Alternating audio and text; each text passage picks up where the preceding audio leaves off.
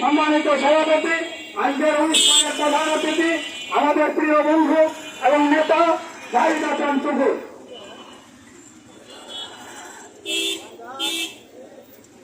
বন্ধুগণ, আপনারা দীর্ঘক্ষণ ধরে কথা শুনছেন, আপনারা বুঝেছেন যে কেন আমরা এখানে দাঁড়িয়েছি। মনির সম্পর্কে সবাই বলেছে, আমি শুধু একটু বলি।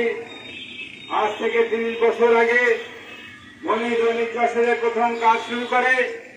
তারপরে আমি ওকে লোক সমাজে কাজ করার জন্য অনুরোধ করি। লোক সমাজে কাজ করা শুরু করে। মনি প্রথম থেকে একটা ধার্মিক এবং সুন্দর এবং ভদ্র একটি ছেলে, যাকে দুষ্কৃতিকারীরা পুলিশের সাথে যোগসাজশ করে পুলিশ সেই দুষ্কৃতিকারীদের হাতের খেলনা হয়ে মনিকে গ্রেফতার করেছে।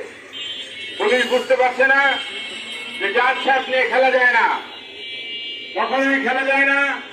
মনিকে ধরে তুমি পুলিশ রাখতে পারবে না। তুমি পুলিশ ধরেছ, তোমাকে অবশ্যই এর কৈফিয়ত দিতে হবে এবং তোমার বিরুদ্ধে কতটুকু ব্যবস্থা নেওয়া যায় সে ব্যবস্থা আমরা তোমার বিরুদ্ধে নেব। আমি ওসি সাহেবকে এবং ওসি সাহেবের মাধ্যমে আমি পুলিশ সুপারকে বলতে চাই যে মনির বিরুদ্ধে মিথ্যা মামলা প্রত্যাহার করে অবিলম্বে মনিকে মুক্তি দেন এবং সাংবাদিকতায় যে সুশৃঙ্খলতা যশোরে ছিল সে সুশৃঙ্খলতা ফিরিয়ে আনুন।